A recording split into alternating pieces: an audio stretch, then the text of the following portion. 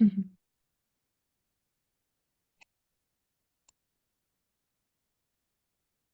Русский нет. Вот русский мы таким перевод, не, английский перевод на русский.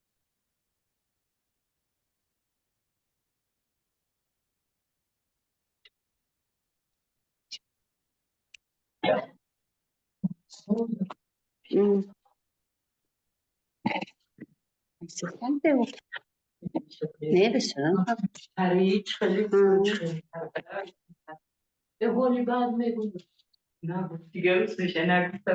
Neye baktın?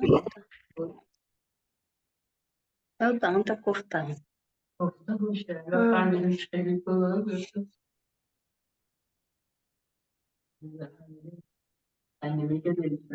Ne? Добрый день. Добрый день. Здравствуйте.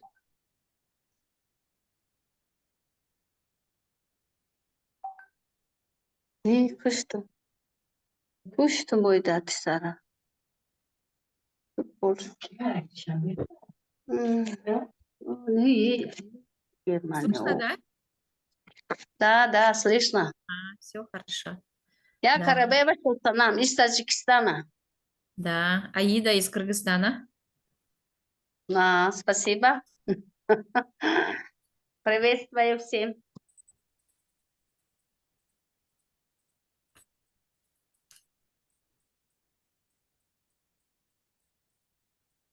Все свои кушать, Ксюша.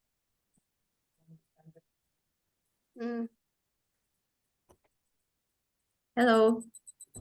Hello, Aida. Hello to everyone.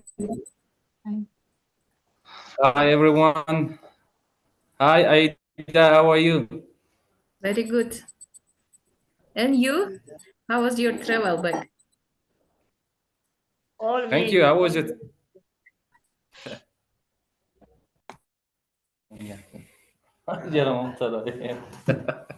Сашоке, как вы?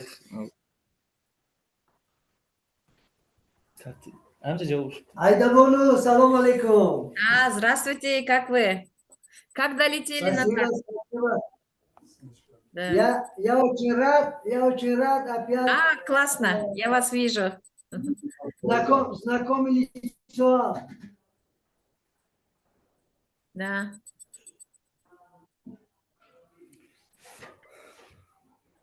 Какие новости про агроэкологию? Пока нет новостей, вот в себя приходим. Ждем будет какие инновационные методики в области агроэкологии в Молдове. Будьте здоровы.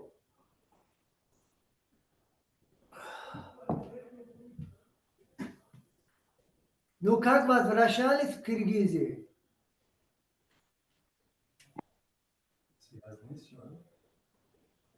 Aida, we cannot hear you, Aida. Unmute.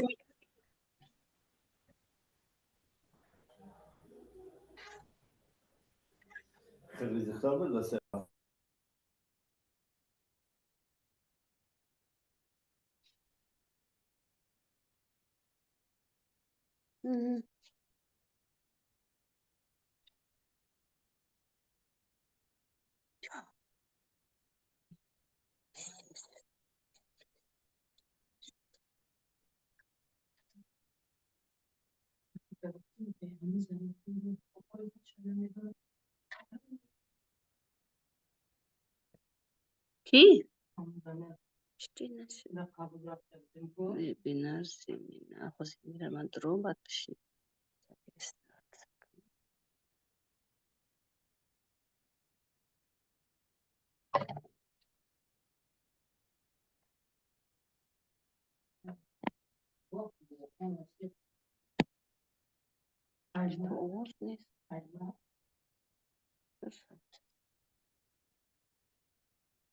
Caroline, should we wait for 2 more minutes, right? And then Yeah, I was wondering the same. Maximum of 2 minutes. We start by maximum in 2 minutes.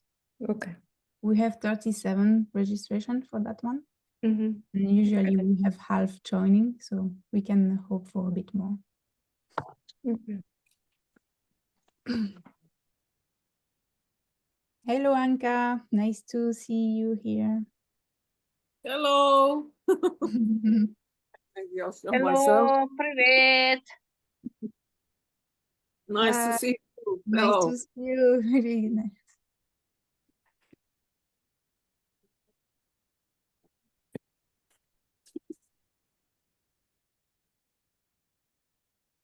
Yes, I- Hi, Gordana. Hello, everyone. How are you? Mhm. Nice to see you Mm. after a month. Hello, привет. Всем. Hello.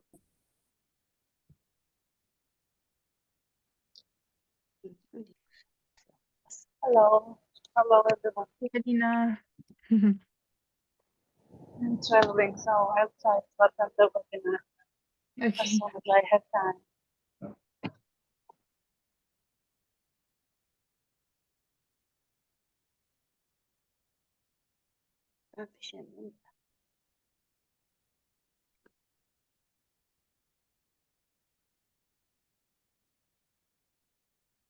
I don't know. I would start, right? Okay. Great. Okay, so very, very nice to see everyone here and the faces that we know. So basically, the idea of today's webinar is that we wanted to create this, let's say, first occasion space forum for discussion and peer-to-peer learning, let's put it. So with this, what is happening globally, with all these dynamics, we see as a civil society organization, I mean, you see increasing need for financial, let's say, diversification for your financial sustainability. And we face the situation when we need to find new strategies, how to enhance this resilience and away from or beyond these traditional sources that many of you have, like member fees, public funding, grants, of course. So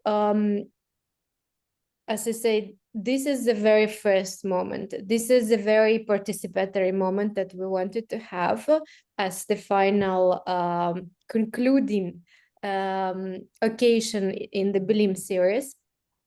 And basically today we will be really moderating easily together with Andrea from Scuola Campesina to give much more time for you to put on the table what you are experiencing, what may be success stories, solutions, business models that you have, that you tried, that you maybe have an idea of, in order to diversify the income sources and contribute to the general sustainability of the organization. We have two speakers who will have 10 minutes each. It's going to be like, breaking the ice. So they will share their experience and then we will open the floor. Right. So be ready to share what you want, what you have. If you have any questions to the speakers, we will have time after their presentation. So I would first give the floor to Moldova, right? We have the I don't know whether Tamara or Sergio from EcoLocal, an NGO, a member of Agroecology Coalition, steered by Gradina Moldovei. Anna, I think they are not here yet. Oh, wow. This is why I was kind of, okay, looking for the... So then can we go with Kyrgyzstan? Right? Great. Okay, I see, because I see Medina. Yeah. Right. Okay, Thank you. great. Then Medina, the floor is yours. Yeah, sure. Thank you. Good afternoon and good morning to all of you. It's really nice to see familiar faces, and hopefully I can I have a small presentation, so I will share it. just for us to have a better picture, let's say.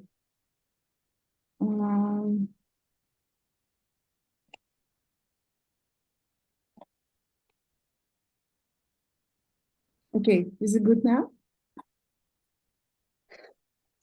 Yes, Yeah. perfect. Yes. Yeah. Yes. I will start and give a little maybe overview of the business model Adi from Kyrgyzstan has tried and we're working on it now.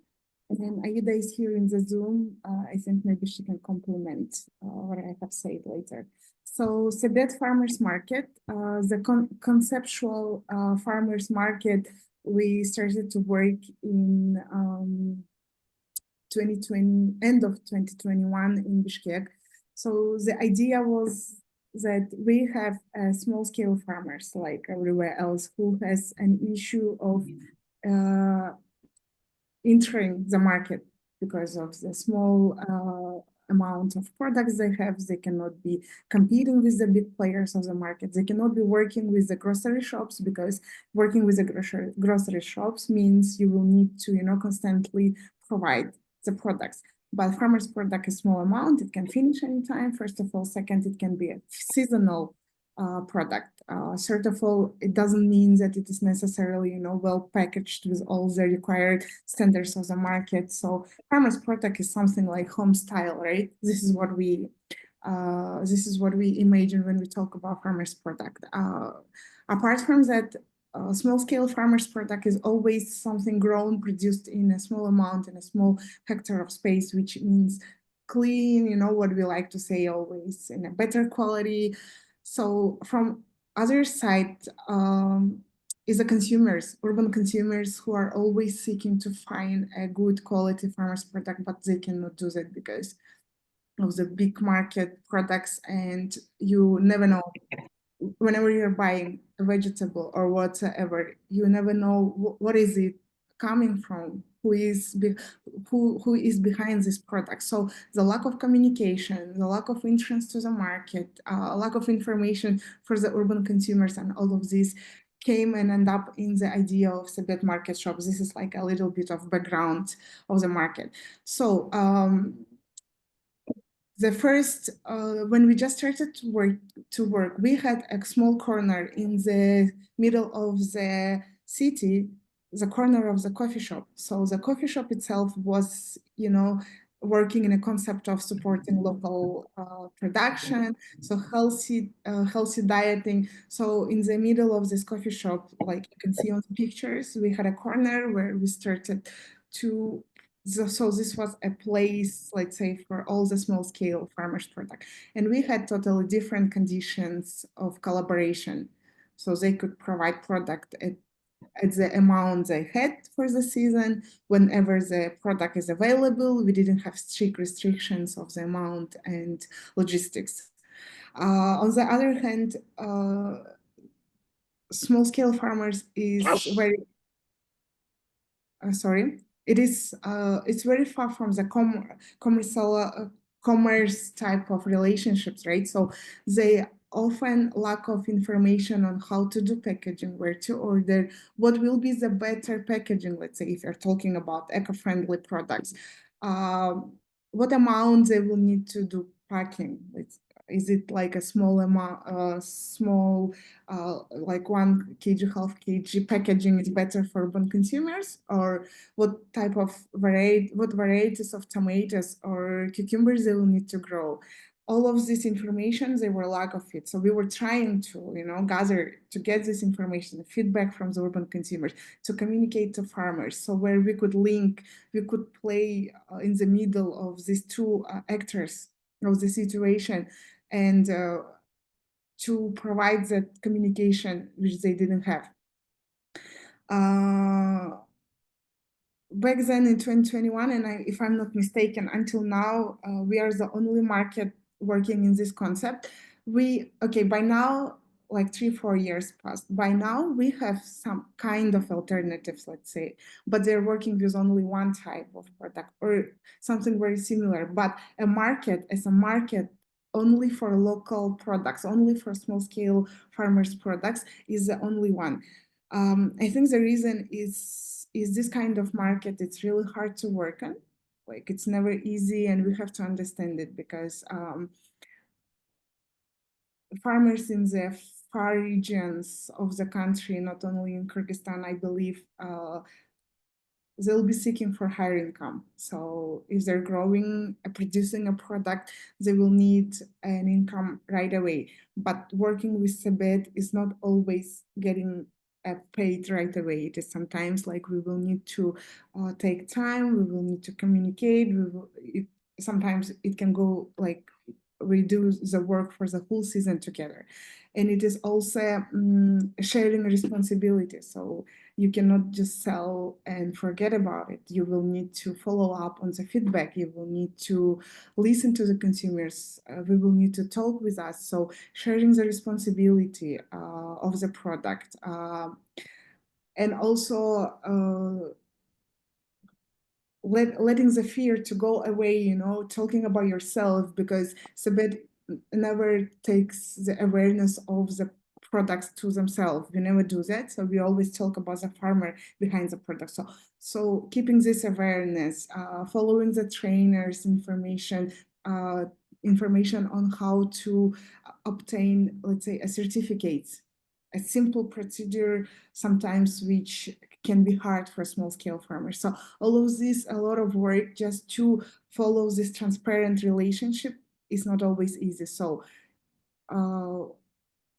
this information is to highlight that not maybe every small scale farmer is ready to work in this concept, but there are, and we have tried the concept. So this corner in the middle of the city, the corner of the coffee shop, it was a perfect way to taste the concept. How does it work? From small scale farmers to the consumers, from field to table, a kind of a following CSA concept. Is it even on demand? Can we even follow this kind of concept? And we tested that it is workable, but only thing to highlight here is that the sales we were having together with farmers is not maybe the amount of, you know, the business kind of profit which could, you know, help the business to grow and invest more, let's say. So finding out that the concept is perfect, but then finding out that it's not a business, that we cannot be, you know, getting profit out of it. So the market works to support consumers and small scale farmers. So we need some kind of model which helps the idea to be alive, if you know what I mean. I mean, maybe we don't need a profit. It's not a business for us, but we need some kind of, you know, life of the market to keep it alive. So the market works. So the next step for us was to change the business model, and we went to the online marketplace. Online marketplace, same like every other marketplace in this world, with a delivery option, with a payment option online. So everything goes online. It makes everybody's life easier because then less amount of stuff we need. We can make our own timetable. It doesn't have to go open from 8 to 8, let's say, you know, this kind of benefits. And it's easier to link consumers. It's not the only consumers we are waiting walk in. It is, you know, the digitalized way of marketing. This is the marketplace, how it looks right now. I will, by the way, put the link of the marketplace in the chat, so maybe everybody can go and browse later, make a research. It is not like we are, I would like to say that we are still in a testing phase of the market, but it is working. Again, we have a concept which works. Now we have more or less, we would like to believe that now we have a model which works. Again, in the market, if you go and browse later, you can see the types of products which are always available. You can see the products which are seasonable, and we're trying to highlight it. We have items there for the farmer's success story, and we are trying to highlight that this is not an online market. This is a place where farmers and consumers can find more information on the healthy diet and on the local production. These are the things which I have highlighted earlier, that no matter how many years we are in the market and trying to work in it, there are things and points we never give up. This is the communication, this is the quality control from our side and from farmers' side, this is the transparent relationships, and it's always the success of the farmers itself. So yeah, I think short, I would leave it here. And if you have questions, Great, Dina, thanks. the discussion. Maybe you just, I don't know to what extent you feel maybe this uncover some economics behind, since we're talking about sustainability. So was it like maybe the quite significant investment, and whether it, you know, brings profit now, or so, you know, some Yeah. concepts on that. I got it. Okay, I said it earlier and I'll say it now. When we had a physical store, in the end, we reached the level, like we were there for 2 years, and we hardly reached the level where, you know, that the cash flow covers the expenses, let's say. Okay. There's no profit, right? Yeah, because it's not because of the concept, I believe. Because when you're talking about business, or like a real business, the investment should be high. You know, we have a perfect location. We can have huge number of staff who's taking care, doing marketing, a separate team for finance and marketing and logistics. But since we didn't have it and it was very basic, we provided only very much basic things which is required to handle a shop.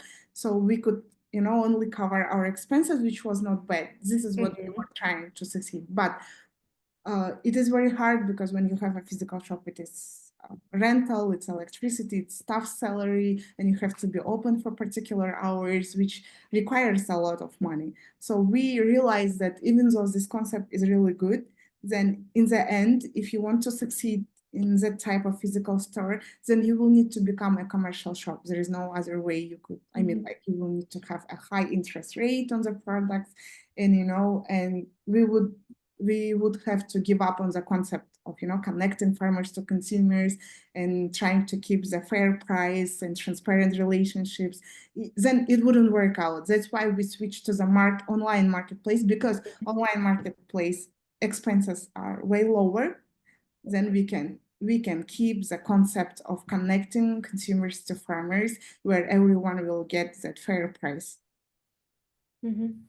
Even, okay, sorry, I left your question. Even now on online market, I am not ready to talk about profits yet because we started, but I can see that this model works much better than the physical shop. That's okay. What I can say. Yeah, just to understand the tendency. Yeah, that's also good. We had a great comparison of two models, and we can say it now.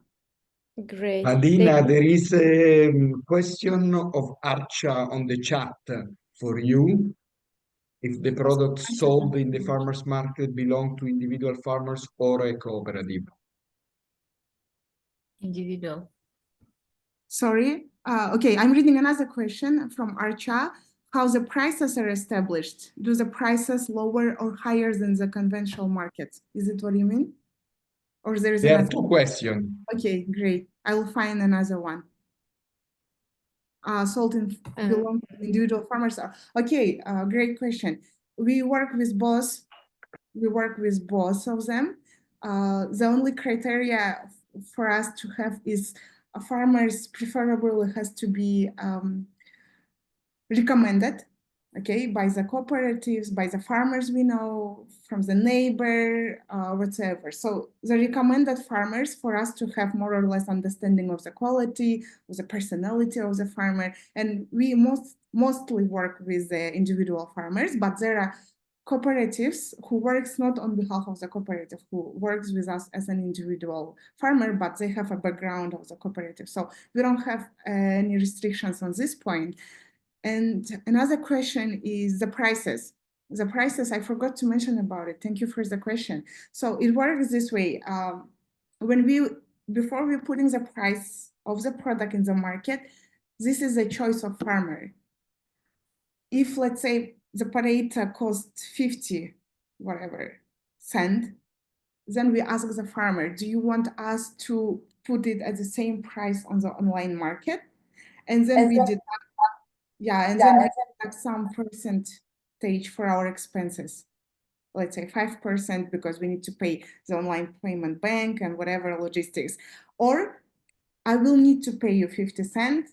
And then in that case, then I will need to add on some, interest on the product. So we have two options, and it always depends like on the farmer. What is the preferences? For me, of course, I would prefer Tibet and farmer to have the same price.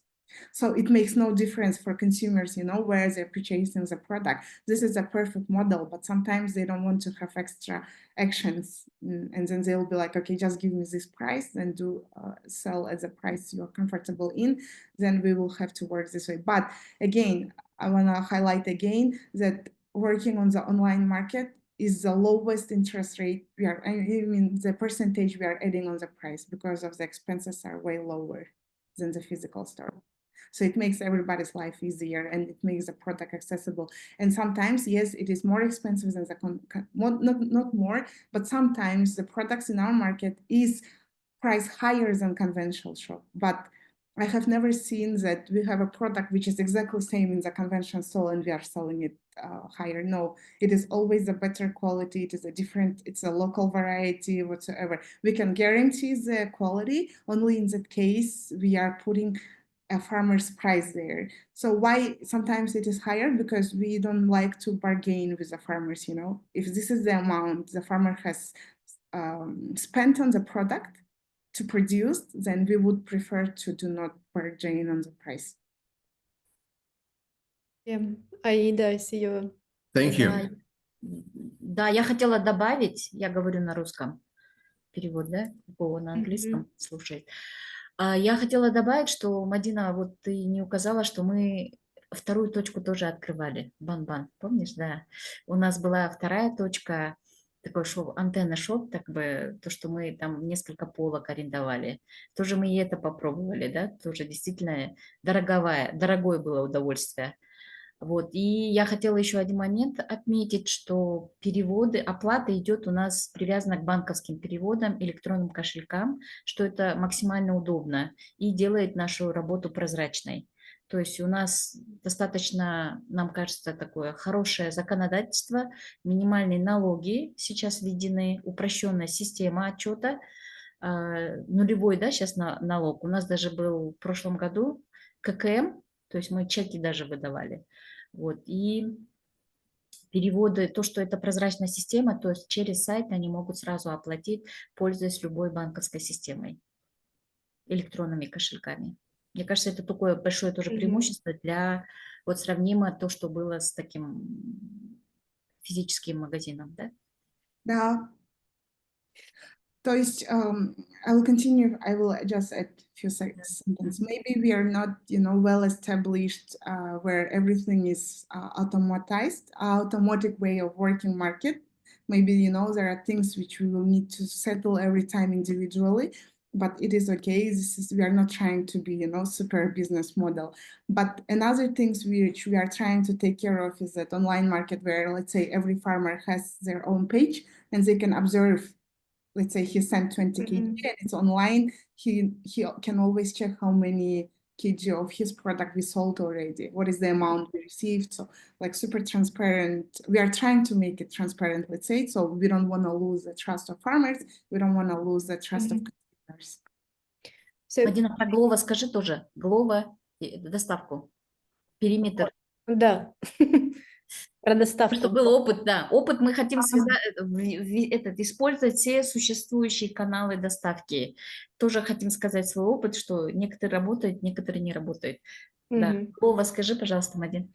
Да, sorry, so there is a Glova delivery, online delivery system. I think everybody knows about it. So we were trying to link to this kind of established, let's say, so we don't have to create another one, we can link to the established one and support our business, but it doesn't work because all these commercial, they have, let's say, 30 to 40% of the income from each product we will need to pay. So it doesn't work when it comes to the farmer's product. Maybe it works and we don't know how to do it, but in my personal, like, let's say in the opinion of Sabet, it doesn't work because we cannot be, putting a highest price. In the end, making farmers' product something like a luxury level where urban consumers can't reach clean food, let's say. Mm-hmm. So basically, the business model is that you are providing this platform for farmers to place their products, and then you do not have engage in logistics, right? So they send the products directly to the customers. No, not at the moment. We are engaged in the process. So we are the one who is getting that in the store. Okay, so you have warehouse. Yeah, and then we deliver it to the consumers. Great. So this is another point. Sorry, Anya. So this is another point, right? So even if a small scale farmer would like to work by themselves, because now it's much easier with the social media things, he can do it even by himself online, but consumers will not be sitting and ordering product from different farmers. This requires a lot of time. So better to get the products of small scale farmer in one place. Yeah, this and I saw Polina's hand. Polina, I hope that you will be back because I'm going to give you the floor. Connected to that, I remember experience of Ukraine, exactly, because they tried to cooperate with the new post office, so with the kind of post office network. And it was like, corporate social responsibility, as I remember, for the post office. And these are post offices which are usually like, in every corner of the city. So you can go there. I don't know whether you have it in Kyrgyzstan but that was how it was framed and I mean, piloted to some extent in Ukraine. So that's, of course, also, I mean, just wanted to highlight that this is a very important issue also, how to deliver that product. So depending on that, the income and the profit and the business model is different. So absolutely. Polina, I don't know if you were, because you had the hand raised. Yeah, Polina, can we give you the floor? Здравствуйте всем. Я уже услышала ответ на свой вопрос по поводу склада и как это делается, организовывается. Поэтому вопросов пока нет. Спасибо большое, очень интересный опыт. Хорошо, спасибо, Полина. Okay, so then we can, have another time for further discussion if you have more questions to our Kyrgyz ladies.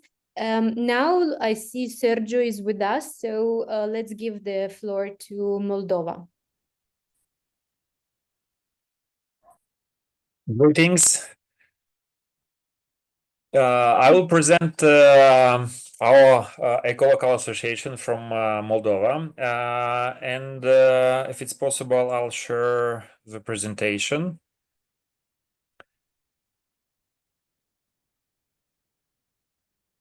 Yeah. Do you have right?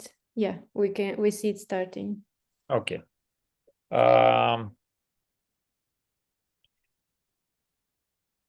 So our association started in 2018. Sorry, Sergio, can you put it in the presentation mode, please? The slideshow, all right. Thanks. And our main project we started with, and it is still the main project that represents us, and everybody knows us because of a farmers market. And I know some of you even visited our farmers market, but our association actually is called the Association of Ecological and Artisanal Consumers and Producers of Moldova. This is our website. You can check it out if you're interested in finding out more. So this is our farmers market. This is how it looks. These are the products, and these are the principles we have. By the way, we had it's the 8th season right now. We have more than 80 producers altogether. It's been more than 100, but each season we have around 80 different producers, and we held more than 300 markets so far. One of the principles we have is that all the products are coming directly from the producers. It should be from the local ingredients. It should be either ecological with an ecological certificate or an artisanal product. And other principles like no plastic packaging and so on. We do organize different campaigns, events at the market, so it's grew up to be more than just a simple market where you buy food, or it's a kind of cultural, becoming a cultural thing. People come to communicate. People just feel better there. We have different events, workshop, and so on. So this is a short summary of things we do. And as we always tell, our main thing is the people. So we are a community. We're a community of strong, beautiful people. And now about the financial part. I do believe we are, and it's not just my thought, we are resilient and we are sustainable. And I will break down for each project we have how it is financed, where is it sourced, and so on. So it was really important for us from the beginning to start with something that will be not just a one-time event or just as long as a project goes when you have funding, but to make it sustainable. So we did introduce a model which is based on fees, on participating fees. Actually, we have an annual fee as well, but it was waived for the first couple of years just to give a start. And we do have discounts on that as well. Participating fee, which is composed of fixed fee per day and a percentage of sales. We heavily rely on volunteering. All of our members have to get a certain number of hours of volunteering, and this is the principle of our association as well. And we did have some funding from donors in the beginning, in the initial stage, for specific things. And from time to time, yes, we can attract funds, but again, we are not dependent on them. So basically, this is the model. Another beautiful project we had started last year. It's called EcoLocal Social. Basically, it's a table at the market for the seniors, for people of special needs, socially vulnerable groups, as we call it. And they don't pay anything. We just invite them with their products. They don't pay the fees. But we do help them grow as well. So we organize seminars for them. We teach them, and it's a fresh project started just last year. We had 9 market events, including 2 participating outside of a market. So it's not just our market, but also other events as well. And we organized 3 seminars. This year we'll be continuing, and because there is no funding per se, we are going to volunteer ourselves, and the association will contribute as well. Oh, I thought I had the breakdown as well, but anyways, this project is also financed what was initially funded, but now it will rely on volunteering. EcoLocal Tourism, another project which is basically a database, an online database of our producers who can offer some touristic services at their places. So basically, they sell at the market, but also they can invite you to their place, and they can offer you not just the products they sell, but a touristic service. Really interesting. If you're willing to find more, there is a map we have. Basically, you click on the map and you see who's offering what. And it's more of experience tourism. How is the project financed? We do have an annual fee which has been waived for now, and it's funded by the association and by volunteering as well. And when I say funded by association, basically it's the money we get from our main project, from the farmers market. We reinvest this money again into the producers, into the participants. So we just redistribute it, but it's their contribution. The project called EcoLocal Chart was the project we finished last year, but it's got the continuation under another form. It was the first group certification in Moldova involving 13 farmers, and we did get the certificate in 2023. It's about the producers. It's about, well, basically, it was a group certification, but it was also about sharing knowledge. It was about workshops and seminars with different thematics we did with the producers. And what about the financing? We did have initial funding for project documentation because we need to involve experts that would do this documentation work for us.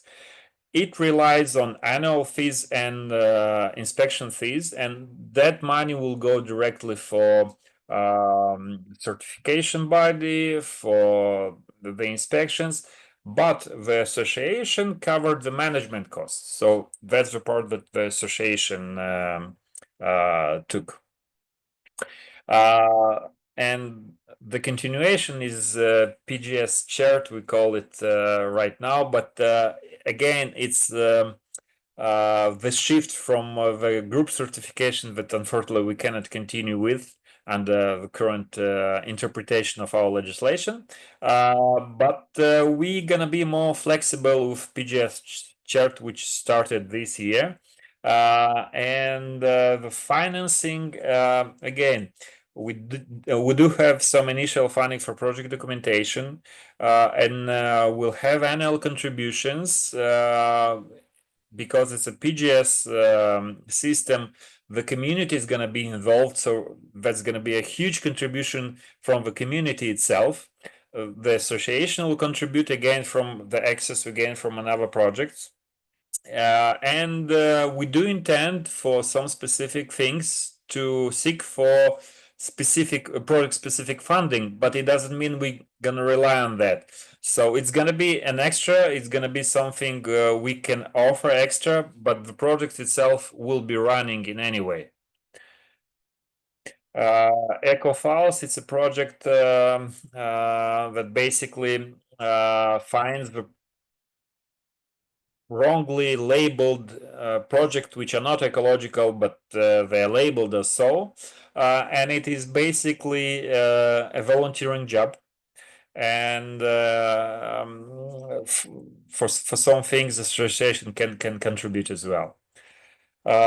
We did informational campaigns,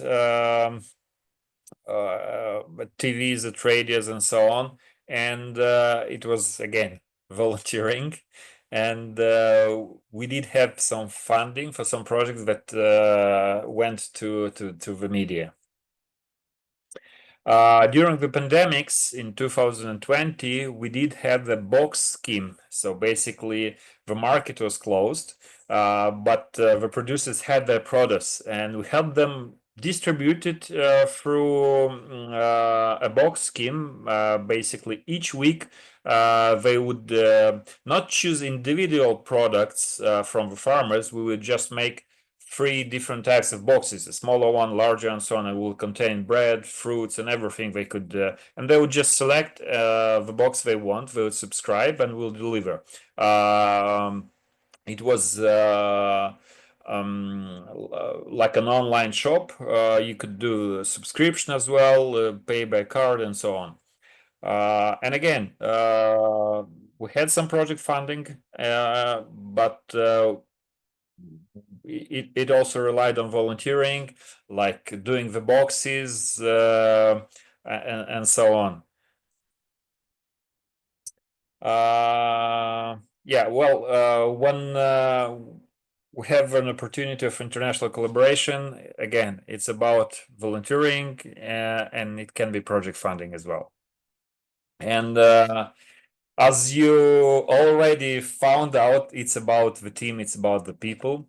So this is our main asset, this is our main resilience. So if I could just sum it up, it will be the resilience based on people who volunteer, people who do things, and on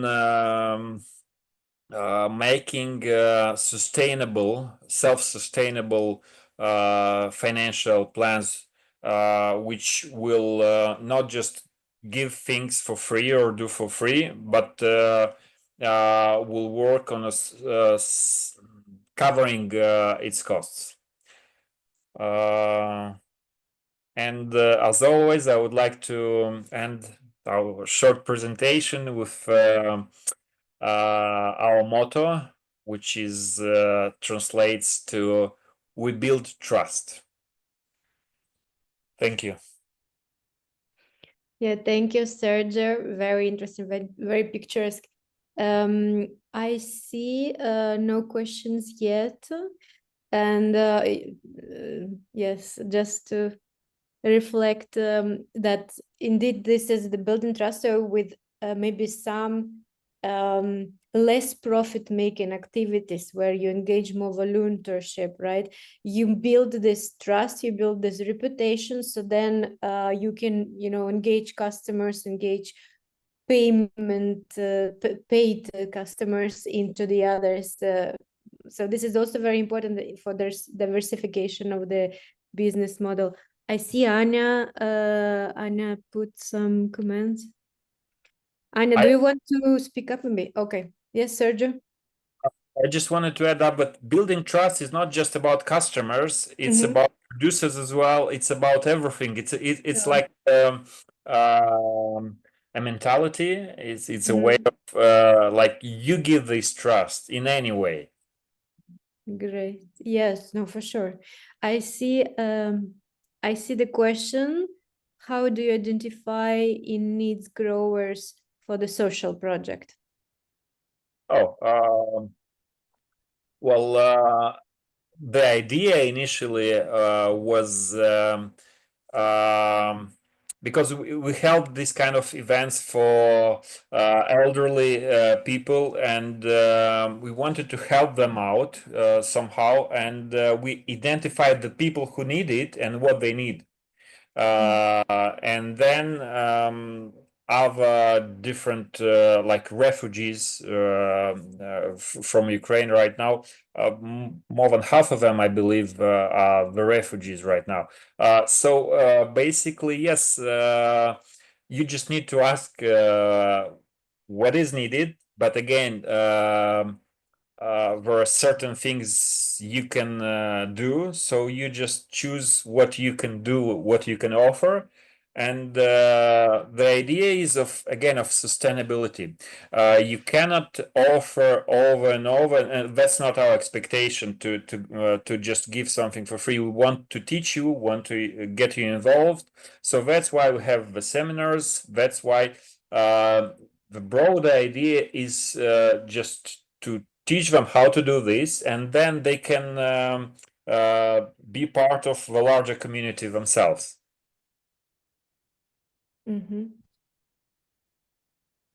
Thank you, Sergey. I hope that you answered the question.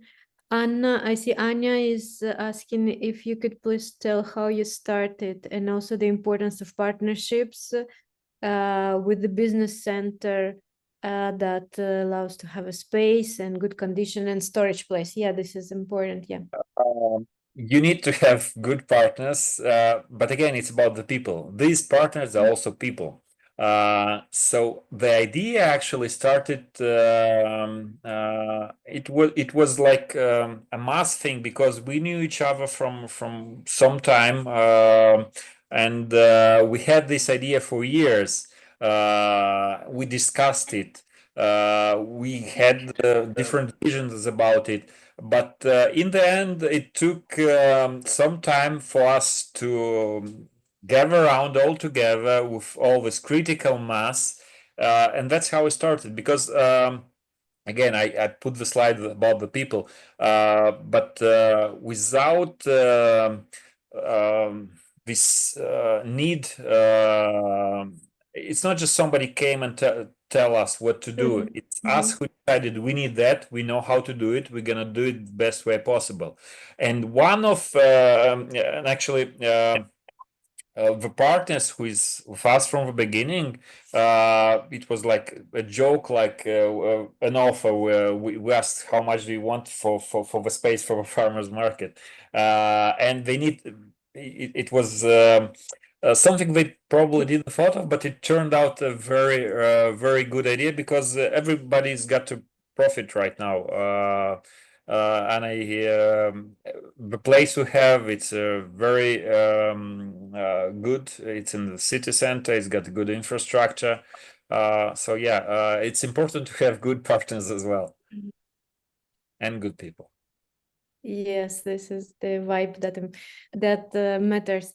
If I just may add that on the importance of partners and also on how to, let's say, see that there is not only, let's say, money that partners may be interested in.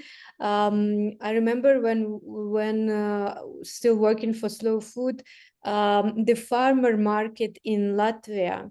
They were looking for a new place, and the owner of the very perfect location, who just restructured this, it's kind of a bit beyond, further from the city, so it's with some buildings, mixture of the place, and so he was Straupie? Exactly, yes.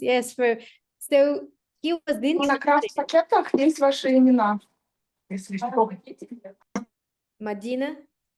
Okay, so basically, I remember that he was obviously interested in that, and I do not think that they pay like €1 per year, because it gave him the inflow of people for the restaurant that and for the other like activities that he wanted to go to have there.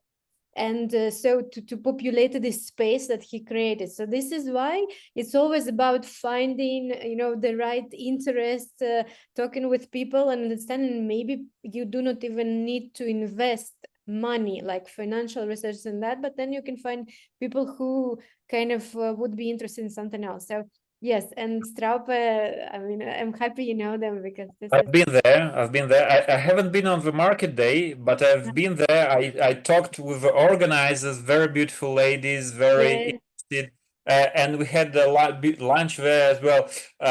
Again, you should think of a win-win situation. You should find what's interested for your partners. And another thing we're doing is like annually we held like nominees, and it's just a title of partner of the year as well. So yeah, and it can be our partner which is offering our space, or it can be a partner who's done the social project and so on. So if you put them into a spotlight and you appreciate that, this is also important. Absolutely, yes. So thank you, Sergio. And I think we can now open the floor. So if anyone would like to share the experience, maybe some ideas how they are doing this diversification at any, let's say, stage, even if it's just, piloting, or if maybe it failed, but you tried. It's also important to share that. I see, I'm trying to see everyone. Yeah, I see Polina. Polina? Hello? Polina, could you please unmute yourself because we do not hear you? Okay, no, we still cannot. I'm trying to unmute you. Yes, now, yeah, now it's good. Oh no, Polina, we lost you again. Звук, сейчас. Да, сейчас есть. Ага. Так, у нас в Украине на Терра Мандра родился проект, так как я собственница фермы, и в связи с войной у нас проблемы с реализацией продукции, качественной, хорошей продукции и поддержки фермерства, проблемы тоже, мы сделали такой проект «Возьми корову под опеку». То есть стать опекуном коровы. Он есть официально на нашем сайте украинском, Slow Food Украина. Там тоже можно почитать, потому что не сделали презентацию мы, к сожалению, сегодня. В чем идея? Там есть коровы. Человек может выбрать, какой он хочет стать опекуном и коровы. Есть сумма как бы подписки, это все официально. Оформляется на сайт такой у нас есть Way for Pay, где ты можешь оформить подписку. И человек оформляет подписку на год, и каждый месяц с него снимается сумма как бы подписки. Там приблизительно $20, потом $40 и $60, вот такие как бы цены. И на сумму подписки этой он становится как бы членом большой такой семьи опекунов, где он получает информацию о ферме, о животных, о состоянии его коровы. Он может приехать на ферму, посмотреть на эту корову. И каждый месяц он получает еще как бы коробку с продукцией с фермы. То есть у меня не только мы делаем еще сыры, и еще у нас яйца есть нашей там украинской породы курей. То есть он получает и яйца, и сыры, и молочную продукцию всякую. Это всегда каждый месяц это что-то новенькое, и мы учитываем пожелания как бы наших подписчиков. И с этой подписки у нас как бы идет на продукцию, как бы на ферму деньги, и процент идет в Slow Food Украина, еще мы перечисляем для развития других каких-то проектов. Сейчас там у нас 4 фермы, которые находятся в этой программе, и мы планируем как бы увеличивать еще людей. Вот, если есть вопросы, спрашивайте. Спасибо, Полина. Да, вот I will turn to English. So basically, again, this is the civil society organizations or like a Slow Food Network, which is not always an organization, right? But still some kind of a network, a community, legal or not legal body that needs to that supports farmers. So basically the financial sources diversification are either kind of creating the ways for farmers to get more profit. In this sense, for this some extra, as Polina described, is paid to the community or to the civil society organization, as here in Slow Food, for instance, Or also, I remember I talked with Yulia Petenko, who is from the Slow Food Network in Ukraine, and unfortunately she is not able to join us today. But she also highlighted the importance of the training and also the possibility of getting some profit, some income for the community or for the civil society organization by providing the paid training services to farmers. So for instance, if you like how to make it, we are in the agroecological network, so how to turn to more sustainable way of production, how to get the right seeds, right? So this sort of, and also to the consumers, like how to diversify your diet while also being good for the planet. So all these are the various, let's say, specifics that can generate also income for the civil society organization or the community, as in the case of Slow Food. So thank you, Paulina. That's very interesting. And I don't know whether we have any more questions.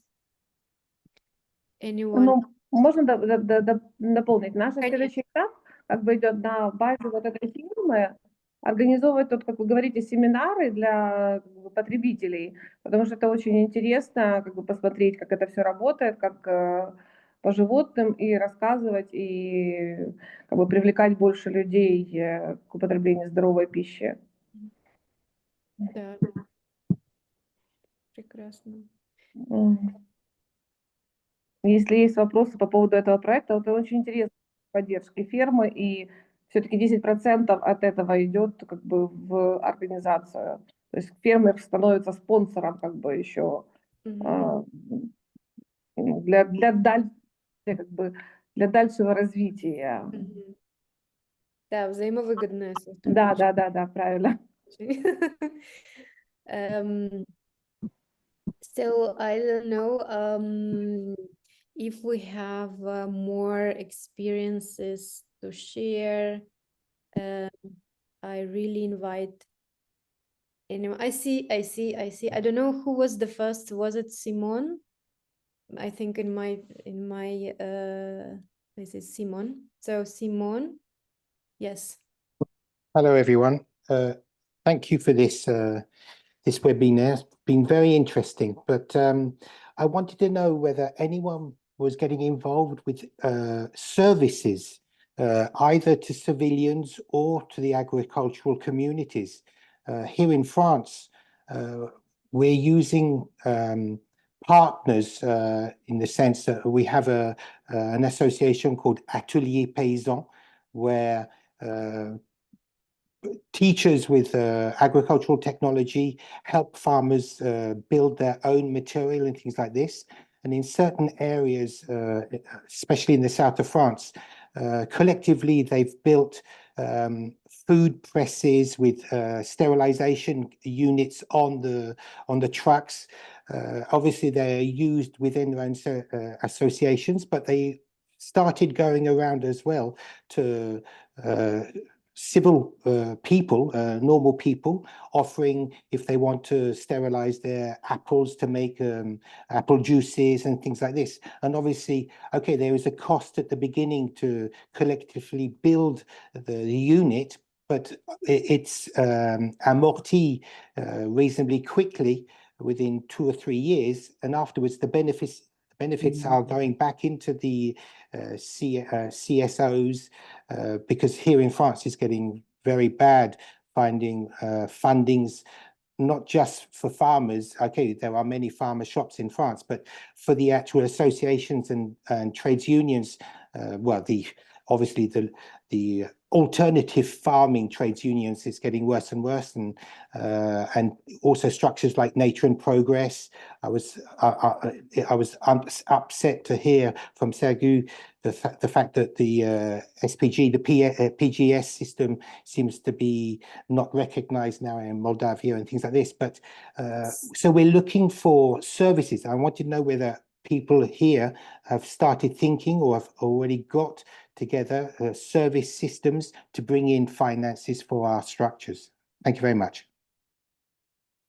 Thank you, Simon. That is a very interesting topic, and because so far we see more like educational services. Here is this a different kind of services. So I don't know whether anyone were engaged in that and may want to respond. Sergio, I see maybe. Yeah, if you allow me, just a quick response. Thank you. PGS is allowed, and actually you cannot forbid it, but the group certification right now, the way we've done it previously, the previous years, cannot be accepted because of the scale of small producers, and we've been actually recommended to switch to PGS. So that's why we're embracing PGS now, and I'm actually very happy about it. Great. Thank you, Sergio. And I see so, but well, I see maybe no direct response, Simon, to your question, and I haven't heard personally anything happening like that in our region, but thank you for sharing, because this is a very interesting idea to reflect on, also whether we civil society communities in the region can think of that, some sort of the service.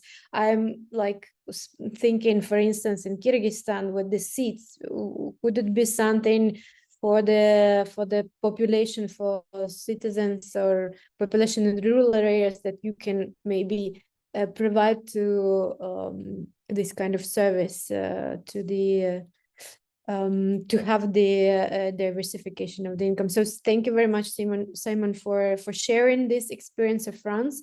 And Inna, I would give the floor to you. Добрый день. Инна, меня зовут, Ассоциация фермеров и частных землевладельцев Украины. Касающиеся вопросы именно по диверсификации и по помощи фермерам. Сейчас у нас новый проект. Мы с большой компанией, которая имеет в Украине, обрабатывает более 500 тысяч гектар земли.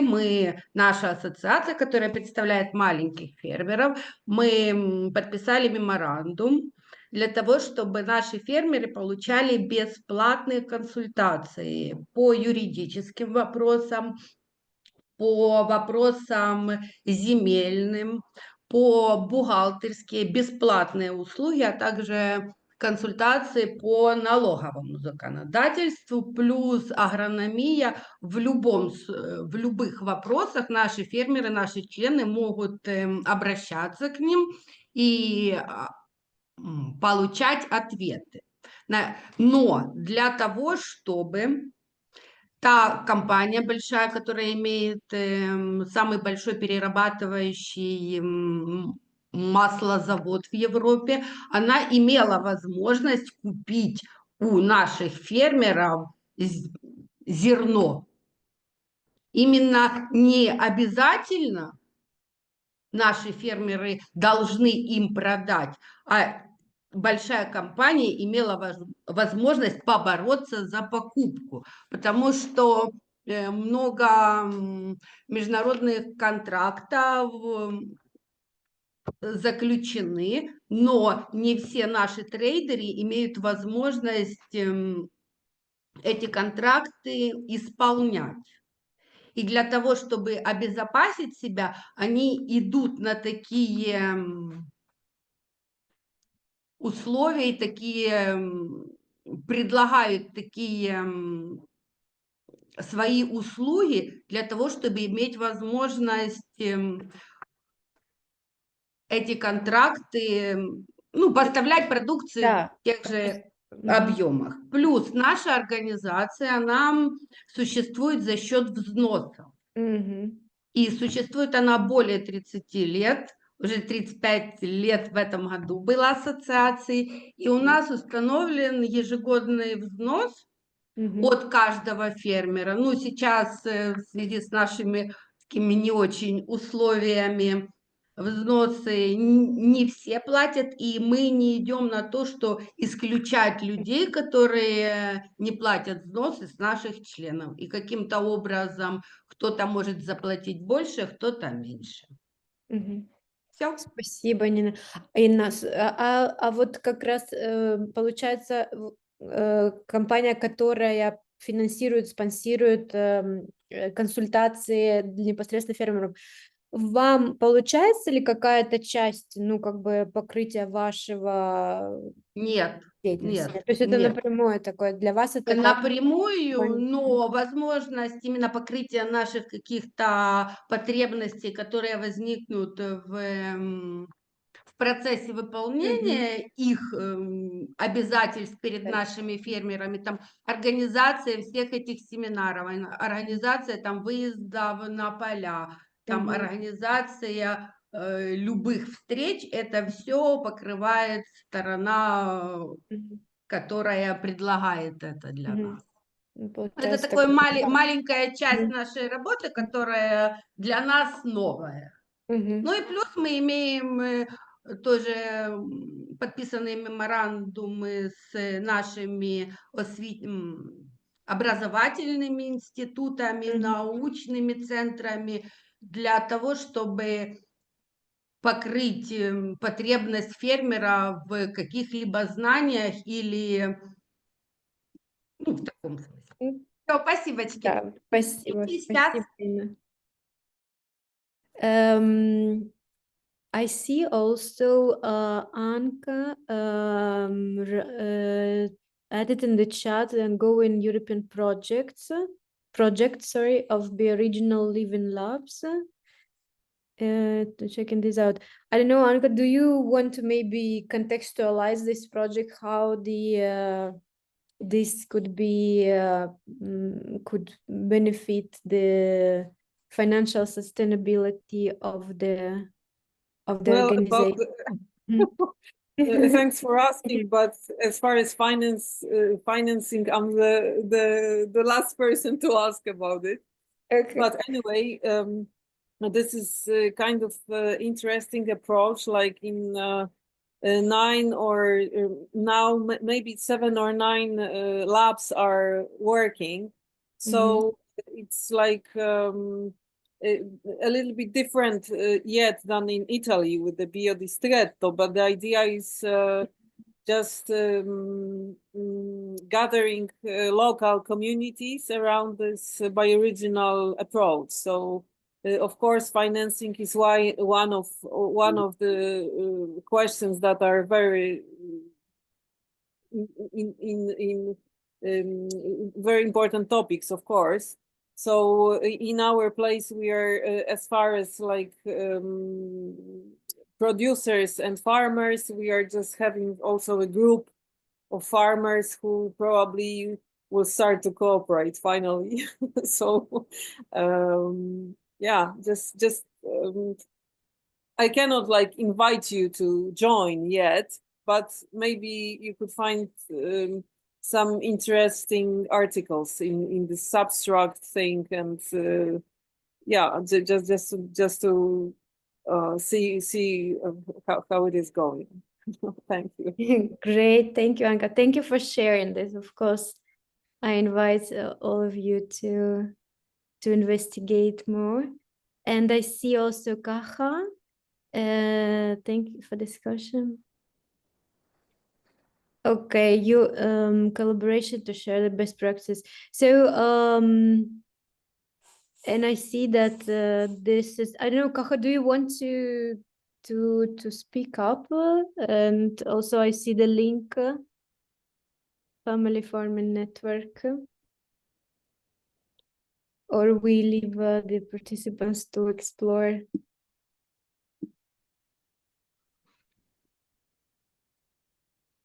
Okay, I do not see.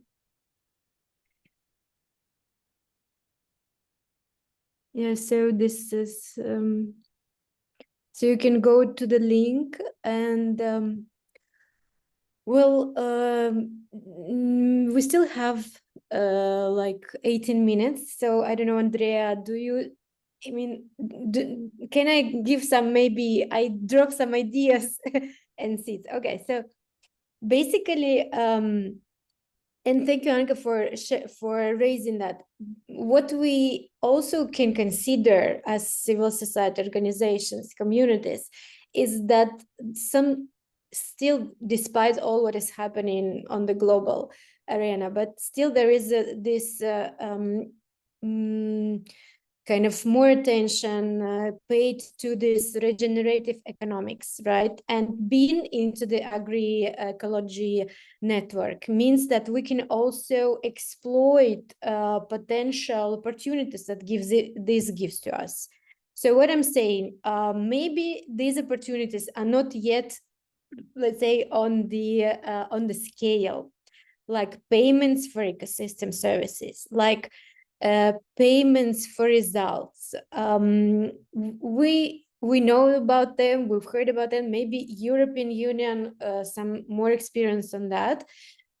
We also can think about what the possibility that gives us the genetic resources and knowledge and access and all these farm seeds concept and all the, let's say, the resource that farmers keep in their seed collections, and that is also very interesting to the business. And we saw it at the last COP when they established a fund which is with voluntary contribution, but still we see some dynamics. So what I want to say is that sometimes, I mean, we also need to create the space to advocate for something that can give us civil society organizations the opportunities, economic opportunities in the future. So this kind of the investing in bit like in advance into the future. What I want also to share is the one instrument that can help you also, let's say, play with the financial with the business model. So basically it calls the business model canvas, and I hope you can see it right in the system. Do you see it? I know, can anyone tell me if you Yes. Okay, perfect. Thank you, Anka. So basically, maybe you know about that. I found it quite interesting when I was writing my PhD, so I used it, and I'm using it from time to time. So basically, value proposition is what you are suggesting. The channels, custom segments can be either, for instance, farmers whom you give the services, or consumers, or citizens, or governments. Think about payment for ecosystem services again. So this can be a governmental scheme where you can get profit from one actor and give benefit to another actor. So this is revenue streams are also a bit different.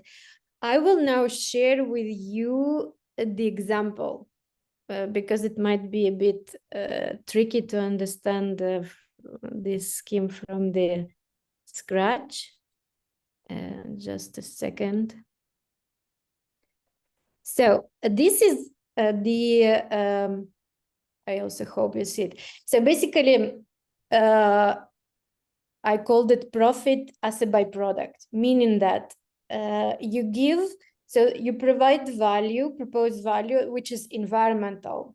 For instance, here in Italy, we have some very interesting cases when people are turning their farms into the wetlands or into the forest or into the mixture. So meaning that they discontinue agriculture activities, but not because it's very good, it should be good for environment, it should be better for biodiversity, so, and the provision of ecosystem services. But of course, it's not like the bird or the fish or the flamingo can pay you for that. So basically, you have a different source of revenue, which could be, for instance, customers. They organize daycare there, like in this. So there is a tent, there is a different kind of facilities that children with the tutors, they kind of visit them, or they on occasional basis for a fee, or they have this kind of a summer camps. So the source of the revenue, right, is from the different, but both of the nature and customers benefit from these let's say enhanced ecosystem services. So this is kind of where you do good for the planet, but profit is another is different, right, from the different source. Another option which I remember, for instance, then in Portugal or Spain, they did the national sort of the not national park, but the wetland, to get the birds back to this land. So it's at some point it was the very important hotspot for migrating birds. And so they created this wetland. They take out all the agriculture activity, and so at first they thought that, okay, they will maybe have the very low level of fish in the ponds and everything. But what they found is that there is the level, the quantity of the fish raised. So despite all these birds were eating, of course, and feeding on that, and they launched these boxes, like the same as, for instance, Paulina was saying, or I think also the Madina was mentioned. So they delivered to customers these perfectly biological, ecological, maybe even biodynamic grown in a wild condition fish, in return for this payment, so box to the customer. And again, this is that when you give the value and provide services to regenerate the nature, but the pay you receive profit from customers, from people, let's say, from government. There could be different, of course, schemes. So what I wanted to tell is that it's always good to play, to understand, to maybe try different ways of business model. What could be more let's say in line with your context, with your circumstances, with the partners that you can find, and with the vibe that people are having in your community. With saying that, I'm really sorry for dominating the space. So I would give now the word to Andrea. We have 10 minutes, so the floor is yours. Thank you very much, and thank you to everyone for this very, very rich discussion. That it's, let's say that it's opening a much longer and more complex way forward for us. So we all know that that we are living in challenging times, and things are moving even more faster than what we thought, most probably.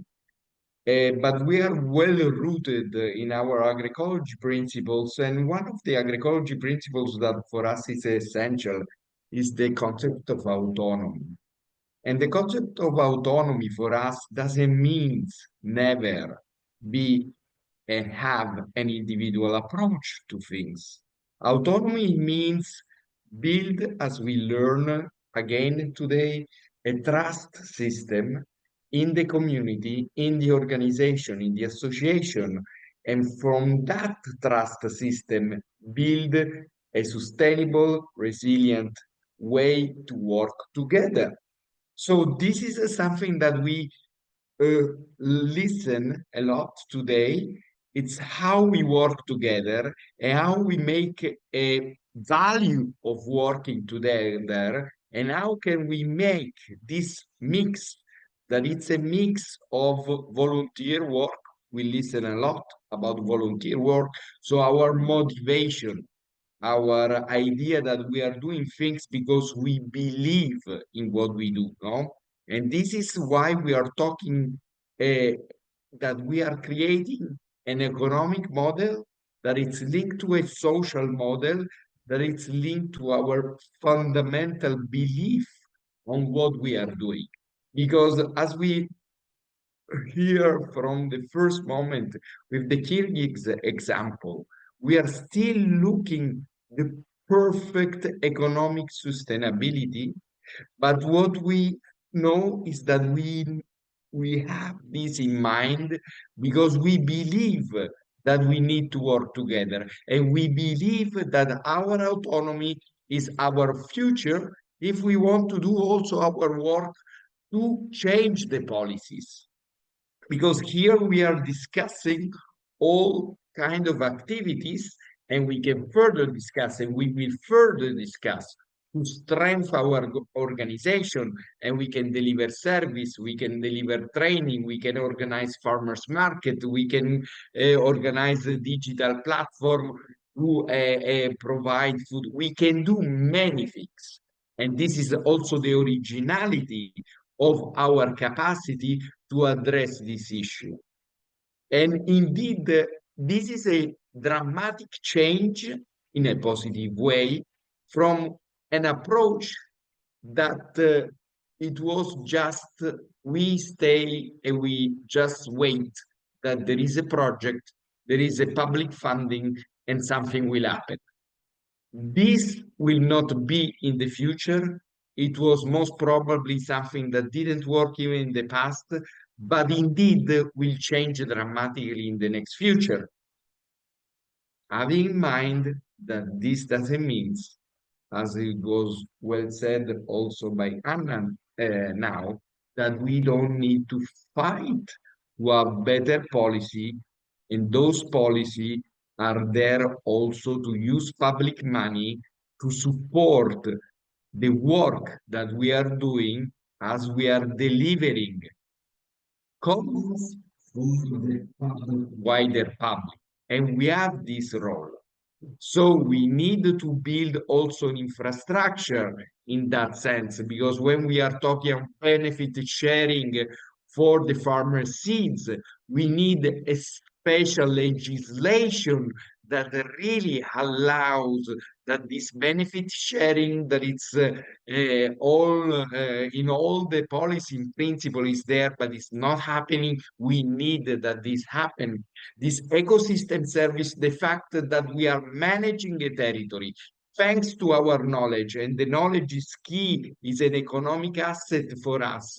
The knowledge that make us knowledge that make us using and managing that territory in a perfect way. I'm thinking to the indigenous people that are the really master of territory, that are full of biodiversity, and that biodiversity is our future, and we need to recognize this work. And all that is indeed a work that does need to be recognized with public support.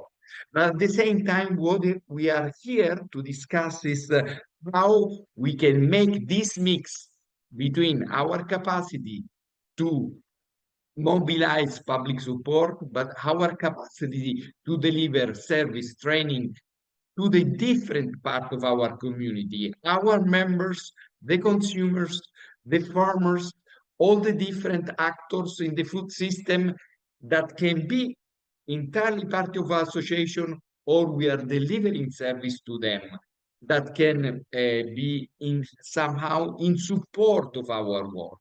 And this is also the link between the rural and the urban. And we need to really address this, because urban dynamic are very peculiar, but urban dynamic are in a continuum with the rural area. So this is not, it's not two worlds apart that cannot talk to each other. And the fact that we are so much working on the concept of organization, And what is also interesting in this big community that we have in Bilim, that all our organizations are different. They are well rooted in their territory, in their community, but we are working on building organization. We are not individuals here. We are working as organization, and we are finding the way to strengthen our organization.